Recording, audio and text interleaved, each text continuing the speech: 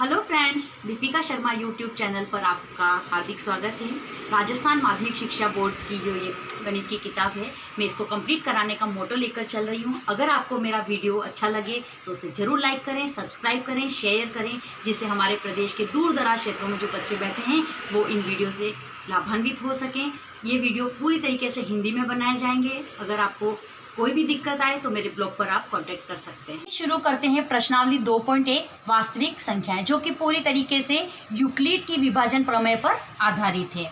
सवाल नंबर 1, दर्शाइए कि एक विषम धनात्मक पूर्णांक संख्या का वर्ग 8q + 1 के रूप का होता है, जहां q एक धनात्मक पूर्णांक है। जब कभी हमें इस प्रकार के रूप में सवाल दिया जाए 8q + 1, 8q + 1, तो निश्चित रूप से वह सवाल यूक्लिड की विभाजन प्रमेय के ऊपर ही आधारित है। सबसे पहले मैं आपको बताती हूँ कि यूक्लिड की विभाजन प्रमेय क्या है। यूक्लिड की विभाजन प्रमेय कहती है कि a = BQ + R। यहाँ a बड़ा रहेगा हमेशा BQ से, R की कंडीशन रहेगी वो 0 से बड़ा या बराबर, और छोटा रहेगा B से। दिए गए सवाल में हमारे पास में ये जो रूप है वो इस रूप में दिया गया है 8q + 1। तो यहाँ से हम ले सकते हैं B की जो हमारे पास वैल्यू है वो यहाँ से हमें पता चल रही है, वो किसके रूप क्या है, 8 है। और यहाँ से हम R को दिखा सकते हैं वो 0 से बड़ा, बराबर और छोटा होता है, क्योंकि B से, और B हमारे पास यहाँ है 8, तो ये हमारे पास R के लिए कंडीशन आ जाती है 0 से बड़ा, बराबर या फिर 8 से छोटा। तो R की जो वैल्यूज़ है वो हम यहाँ पर पुट कर सकते हैं 1, 2, 3, 4, 5 एंड 6 एंड 7। 8 को हम नहीं लेंगे क्योंकि 8 से छोटा R होना चाहिए, ऐसी कंडीशन हमारे पास है। और अगर हर एक R के लिए हम वैल्यूज़ लेते जाएंगे तो हम जो हमारा सवाल है उसको हम सेटिस्फाई करेंगे। एक विषम धनात्मक पूर्णांक संख्या का वर्ग हमसे कहा गया है। चलिए हम पहले अप्लाई करते हैं। A = B, 8 है हमारे पास में, Q + R की वैल्यू 0 भी रहेगा, इक्वल रहता है, 0 भी इक्वल टू है, इक्वल टू 0, ये 0। तो पहला हमारे पास में आ जाता है A = 8q।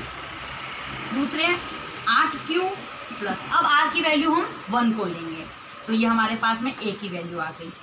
अब नेक्स्ट 8q, R की वैल्यू अब हम 2 को लेंगे। इसी तरह से हम चलेंगे 8q + 3, 8q + 4, 8q + 5, 8q + 6 and 8q + 7। अब आप देखिएगा सवाल में हमसे ये कहा गया है कि धनात्मक पूर्णांक संख्या का वर्ग, तो यहाँ हमें हर एक का वर्ग करके देखना होगा, वो भी विषम धनात्मक पूर्णांक का। यहाँ विषम धनात्मक पूर्णांक हमारे पास में 1, 2, 3 और 4 संख्याएं हमारे पास ऐसी हैं जो कि विषम धनात्मक पूर्णांक हैं। इन सभी का अगर हम वर्ग करते हैं, सबसे पहले हम इस टर्म को लेते हैं A² = 8q + 1 का होल स्क्वायर। इसे हम सॉल्व करेंगे। इसे अगर हम सॉल्व करते हैं तो हमारे पास ये सूत्र से खुलता है 8q + 1 का होल स्क्वायर। इसके लिए एक सूत्र हमारे पास में होता है सर्व समीकरण A + B का whole square, A² + B² + 2ab। बस उसी सूत्र से हमें इसे खोलना है। 8 × 8 = 64q² + 1 + 8 × 2 = 16q।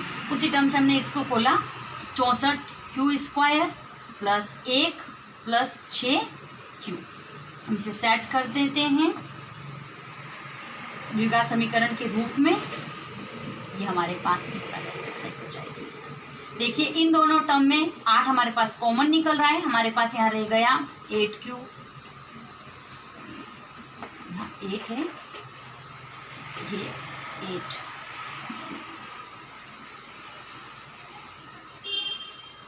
कॉमन ले लिया हमने, तो ये सिंगल q और प्लस का 1। तो ये हमारे पास में टर्म बन गई जैसे कि रिक्वायर थी 8q² + q + 1।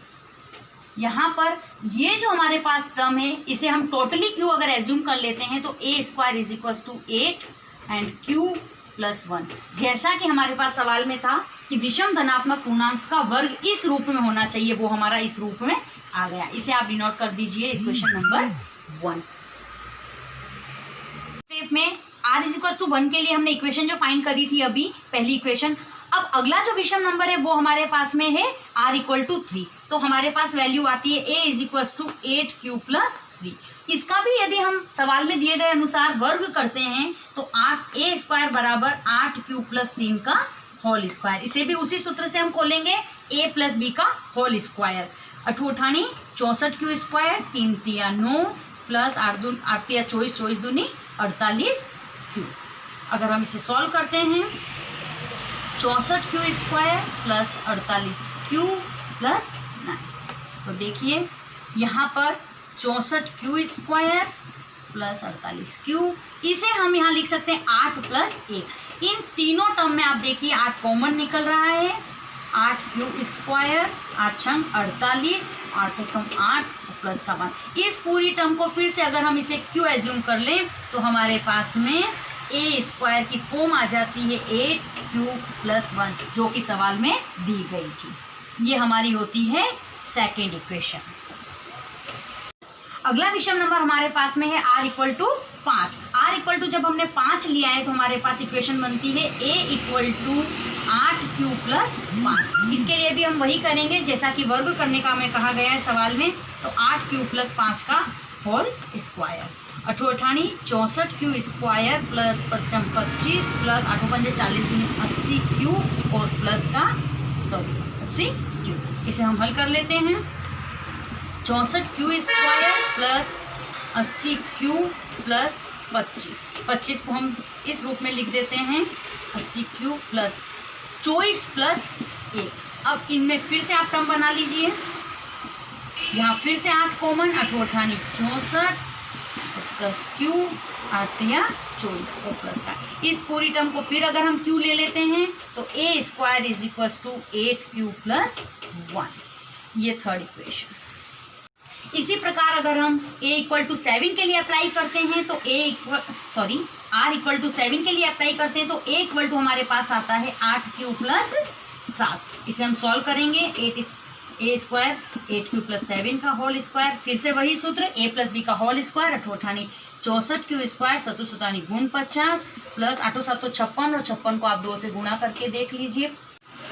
a square equal to 64q square plus 112q plus 48 plus 1।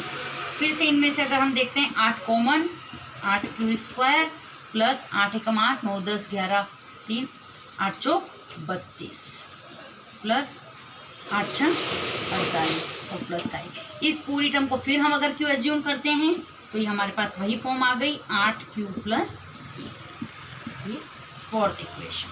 Equations में आपने देखा first second third and fourth में a स्क्वायर की जो टर्म थी वो किस में रूपांतरित हो गई 8q प्लस 1, जहाँ q के अलग अलग वैल्यूज थी लेकिन फॉर्म हमारे पास में ये मिल जाती है। तो हम यहाँ कह सकते हैं सिद्ध हुआ कि एक विषम धनात्मक पूर्णांक संख्या का वर्ग इसके रूप का होता है। सिद्ध हुआ कि एक विषम धनात्मक पूर्णांक का वर्ग 8q प्लस 1 के रूप का होता। प्रश्नावली 2.1 वास्तविक संख्याएं, सवाल नंबर 3। दर्शाइए कि एक विषम धनात्मक पूर्णांक संख्या को 6q प्लस 1 या 6q प्लस 3 या 6q प्लस 5 के रूप में व्यक्त किया जा सकता है, जहां पर q धनात्मक पूर्णांक है। देखिए सवाल की फॉर्म देखते से हमें पता चल रहा है 6q प्लस 1 6q प्लस 3, इसका मतलब ये सवाल यूक्लिड की विभाजन प्रमेय के ऊपर आधारित है। जैसा कि यूक्लिड की विभाजन प्रमेय कहती है, यूक्लिड की विभाजन प्रमेय हमें बताती है कि a equal to b q plus r, जहाँ a हमेशा b से बड़ा और r की कंडीशन इस टाइप से होती है और छोटा होता है p से। सवाल में 6q हर जगह हमें दिखाई दे रहा है, इसका मतलब b की वैल्यू हमें यहाँ पता चलती है, b इज इक्वल टू 6। अगर b की वैल्यू हमें यहाँ से पता चल जाती है तो r की कंडीशन हम यहाँ से लगा सकते हैं, लेस देन होती है b से b इज 6, तो इसका मतलब r 0 1 2 3 4 और 5 लेस देन 6 है, इसलिए 5 तक ही हम लिख सकते हैं इसको, लेस देन 5। तो यहाँ पर r is equal to 5। Less than 6 था इसलिए। अब यहाँ हमसे कहा गया है कि विषम धनात्मक पूर्णांक, विषम धनात्मक पूर्णांक के लिए हमारे पास यहाँ 3 कंडीशन है, r = 1, r = 3 और r = 5। हम r = 1 के लिए यहाँ पर लेकर चलते हैं। विभाजन प्रमेय के अंदर सबकी वैल्यू हम यहाँ पुट करते हैं, तो a = b की जगह 6, q की जगह q और r की जगह हमारे पास में है 1। इसी प्रकार सेकंड अगर हम विषम कंडीशन लेकर चलते हैं 3, तो आप देखिए 6q और विषम की जगह ये तुम्हारा 3 और a 6q और विषम कंडीशन हमारे पास 5। सवाल में यही हमसे कहा गया था कि विषम धनात्मक पूर्णांक संख्या को इसमें या इस रूप में व्यक्त किया जा सकता है।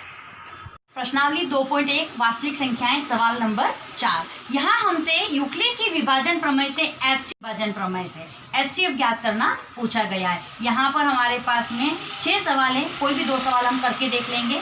सवाल नंबर 3 चौथे का तीसरा पार्ट 75 और 243। 2 संख्या इस प्रकार से देकर हमसे पूछा गया है कि इन्हें यूक्लिड की विभाजन प्रमेय से आप HCF निकालिए। प्रमेय हमारे पास होती है A = BQ + R के रूप में। प्रमेय हमारे पास में इस प्रकार से होती है। इसे सॉल्व करने के लिए सबसे पहले हमें ये देखना है जो सबसे बड़ी संख्या दोनों में से होती है उसे हम A मानते हैं। यहाँ पर बड़ी संख्या है 243 और B हमारे पास में है 75। A हमेशा इस कंडीशन में होती है और है ही हमारे पास में 243 बड़ा है 75 से। इसे हम यूक्लिड की फॉर्म में लिख देंगे। देखिए कैसे, यहाँ हम भाग प्रक्रिया अपनाएंगे। 243 = 75 इंटू ये हमारी ब्लैंक जगह और यहाँ हमारा आएगा शेषफल। किस तरह से हमें इसको लेकर आना है आप देखिएगा। ये 243 हो गया हमारा 75। हल करेंगे हम इसे। 243 है तो आप देख लीजिए 3 7 21 4। यहाँ हमने भाग प्रक्रिया शुरू करी। 75 का भाग अगर हम 243 में देते हैं 3 बार 225 और शेषफल बचता है हमारा 18। अब जो हमारा शेषफल है और जो हमारा भाजक है, इन दोनों अंकों पर फिर से हमें अगली भाग प्रक्रिया प्रारंभ करनी है। यहाँ पर हमने गुणा 3 से और शेषफल हमारे पास रहा। अगली जो विभाजन प्रमेय है वो हम 75 और 18 को लेकर के चलेंगे। 75 18 को हमें, ये 75 तो हमारा बन गया भाज्य और भाग देने की संख्या हमारी 18 इंटू और ये शेषफल। फिर आप देखिए भाग प्रक्रिया को आगे बढ़ाते हैं। ये 75 हमारा अंदर, 18 का फिर भाग दीजिए। विभाजन प्रमेय हमने जब 75 और 18 में लगाई, 18 का भाग 75 में 4 बार और फिर शेषफल हमारे पास रहा यहाँ 3 और ये 4। अब हम फिर से आगे बढ़ेंगे 3 और 18। अब आप देखिए 18 3 इंटू 6 तिया 18, 6 बार गुणा करने पर 18। और अब हमारे पास में यहाँ शेषफल रहता है 0। जब r = 0 आ जाता है उस कंडीशन में भाग देने पर, कब हमारे पास में ये r = 0 आया है 3 का भाग देने पर, तो ये जो हमारी संख्या ये b होती है ये भी हमारा HCF कहलाती है। HCF = यहाँ हमारे पास में फाइंड आउट हुआ 3। प्रश्नावली 2.1 वास्तविक संख्याएं सवाल संख्या 5। सवाल को देखिए, यदि संख्या 408 और 1032 के HCF को 1032 × x - 408 × 5 के रूप में व्यक्त किया जा सकता है तो x का मान ज्ञात करिए। कहने का मतलब ये है कि इन दोनों का जो HCF है वो इसके इक्वल टू है। तो सबसे पहला काम हमारे पास रहता है 408 और 1032 का HCF निकालना। देखिए यहाँ पर 1032 बड़ा है 408 से यूक्लिड के प्रमेय के अनुसार। हम उसी प्रमेय के अनुसार विभाजन प्रक्रिया करके पहले HCF का मान निकाल देते हैं। 408 और 1032 सॉल्व करिए। 2 बार 8 दूनी 16, 4 तिया 4 दूनी 8, 12 में से 6 6, यहाँ आपके पास 2 में से 1 गया 1 और यहाँ 10 में से फिर 216। ये भाग प्रक्रिया 216 एकम 216, 8 में से 6 गया 2, 10 में से 1 गया 9 और ये 192। फिर 192 में 216, 192 एकम 192, 6 में से 2 गया 4, 11 में से 9 गया 2 और यहाँ कुछ नहीं। फिर से 24 का करिए आप 192। देखिए भाग पूरा जाएगा शायद।